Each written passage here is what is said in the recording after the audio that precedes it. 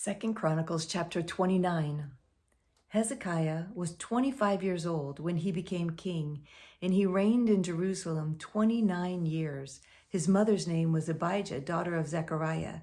He did what was right in the eyes of the Lord, just as his father David had done. In the first month of the first year of his reign, he opened the doors of the temple of the Lord and repaired them.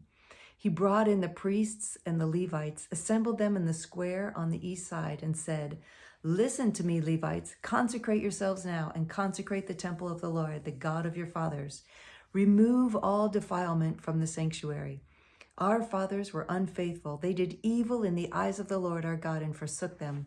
They turned their faces away from the Lord's dwelling place and turned their backs on him. They also shut the doors of the portico and put out the lamps.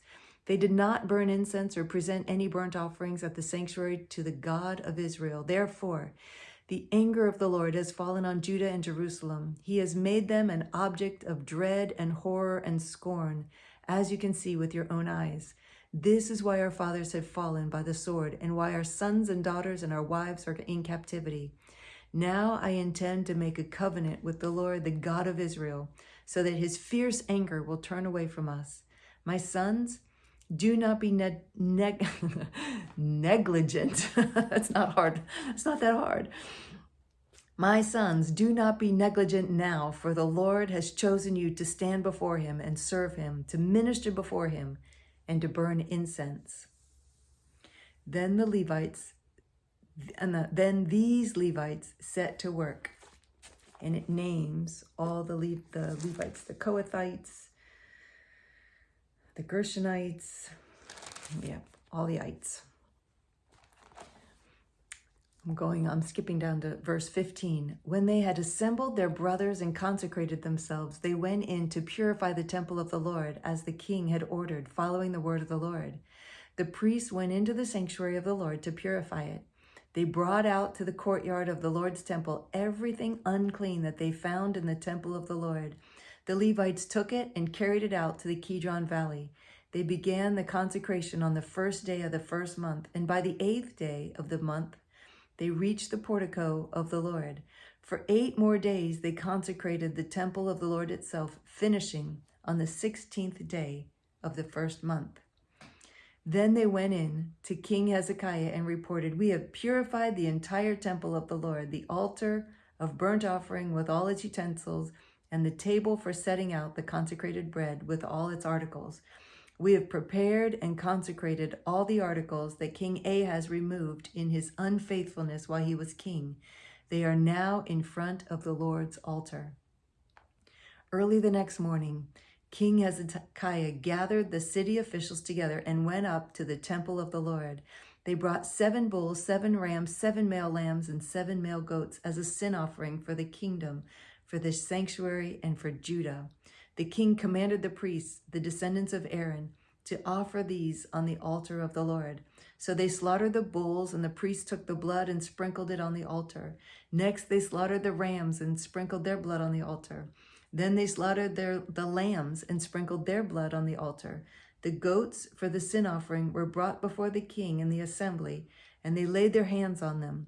The priests then slaughtered the goats and presented their blood on the altar for a sin offering to atone for all of Israel, because the king had ordered the burnt offering and the sin offering for all of Israel. He stationed the Levites in the temple of the Lord with cymbals, harps, and lyres in the way prescribed by David and Gad the king's seer and Nathan the prophet. This was commanded by the Lord through his prophets. So the Levites stood ready with David's instruments and the priests with their trumpets. Hezekiah gave the order to sacrifice the burnt offering on the altar. As the offering began, singing to the Lord began also, accompanied by trumpets and the instruments of David, king of Israel. The whole assembly bowed in worship while the singers sang and the trumpeters played. All this continued until the sacrifice of the burnt offering was completed. When the offerings were finished, the king and everyone present with him knelt down and worshipped. King Hezekiah and his officials ordered the Levites to praise the Lord with the words of David and of Asaph the seer. So they sang praises with gladness and bowed their heads and worshipped. Then Hezekiah said, You have now dedicated yourselves to the Lord. Come and bring sacrifices and thank offerings to the temple of the Lord." So the assembly brought sacrifices and thank offerings, and all whose hearts were willing brought burnt offerings. The number of burnt offerings the assembly brought was 70 bulls, 100 rams, and 200 male lambs, all of them for burnt offerings to the Lord. The animals consecrated as sacrifices amounted to 600 bulls, 3,000 sheep and goats. The priests, however, were too few to skin all the burnt offerings, so their kinsmen, the Levites, helped them until the task was finished and until the other priests had been consecrated, for the Levites had been more conscientious in consecrating themselves than the priests had been. There were burnt offerings in abundance, together with the fat of the fellowship offerings and the drink offerings that accompany the burnt offerings. So the service of the temple of the Lord was reestablished. Hezekiah and all the people rejoiced at what God had brought about for his people, because it was done so quickly. Chapter 30. Hezekiah sent word to all Israel and Judah, and also wrote letters to Ephraim and Manasseh, inviting them to come to the temple of the Lord in Jerusalem and celebrate the Passover to the Lord, the God of Israel. The king and his officials and the whole assembly in Jerusalem decided to celebrate the Passover in the 2nd month. They had not been able to celebrate it at the regular time because not enough priests had consecrated themselves and the people had not assembled in Jerusalem. The plan seemed right, both to the king and the whole assembly. They decided to send a proclamation throughout Israel from Beersheba to Dan, calling the people to come to Jerusalem and celebrate the Passover to the Lord, the God of Israel. It had not been celebrated in large numbers according to what was written. At the king's command, couriers went throughout Israel and Judah with letters from the king and from the officials, which read, "People of Israel, return to the Lord, the God of Abraham, Isaac, and Israel, that he may return to you who are left, who have escaped from the hand of the kings of Assyria. Do not be like your fathers and brothers who were unfaithful to the Lord, the God of their fathers, so that he made them an object of horror, as you see. Do not be stiff-necked, as your fathers were. Submit to the Lord. Come to the sanctuary, which he has consecrated forever. Serve the Lord your God, so that his fierce anger will turn away from you. If you will return to the Lord, then your brothers and your children will be shown compassion by their captors and will come back to this land. For the Lord your God is gracious and compassionate. He will not turn his face from you if you return to him." The couriers went from town to town in Ephraim and Manasseh and as far as Zebulun, but the people scorned and ridiculed them. Nevertheless, some men of Asher, Manasseh, and Zebulun humbled themselves and went to Jerusalem. Also in Judah, the hand of God was on the people to give them unity of mind to carry out what the king and his officials had ordered, following the word of the Lord. A very large crowd of people assembled in Jerusalem to celebrate the Feast of Unleavened Bread in the 2nd month. They removed the altars in Jerusalem and cleared away the incense altars and threw them into the Kidron Valley. They slaughtered the Passover lamb on the 14th day of the 2nd month. The priests and the Levites were ashamed and consecrated themselves and brought burnt offerings to the temple of the Lord. Then they took up their regular positions as prescribed in the law of Moses, the man of God. The priests sprinkled the blood handed to them by the Levites. Since many in the crowd had not consecrated themselves, the Levites had to kill the Passover lambs for all those who were not ceremonially clean and could not consecrate their lambs to the Lord. Although most of the many people who came from Ephraim, Manasseh, Issachar, and Zebulun had not purified themselves, yet they ate the Passover, contrary to what was written. But Hezekiah prayed for them, saying, "May the Lord, who is good, pardon everyone who set his heart on seeking God, the Lord, the God of his fathers, even if he is not clean according to the rules of the sanctuary."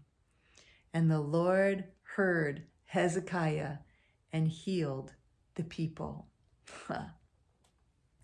The Israelites who were present in Jerusalem celebrated the Feast of Unleavened Bread for 7 days with great rejoicing, while the Levites and priests sang to the Lord every day, accompanied by the Lord's instruments of praise.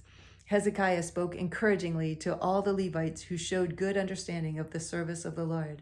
For the 7 days they ate their assigned portion and offered fellowship offerings and praised the Lord, the God of their fathers. The whole assembly then agreed to celebrate the festival 7 more days. So for another 7 days, they celebrated joyfully. Hezekiah, king of Judah, provided 1,000 bulls, 7,000 sheep and goats for the assembly, and the officials provided them with 1,000 bulls and 10,000 sheep and goats. A great number of priests consecrated themselves. The entire assembly of Judah rejoiced, along with the priests and Levites and all who had assembled from Israel, including the aliens who had come from Israel and those who lived in Judah.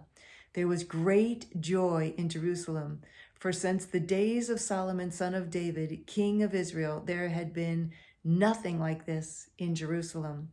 The priests and Levites stood to bless the people, and God heard them, for their prayer reached heaven, his holy dwelling place. I love that.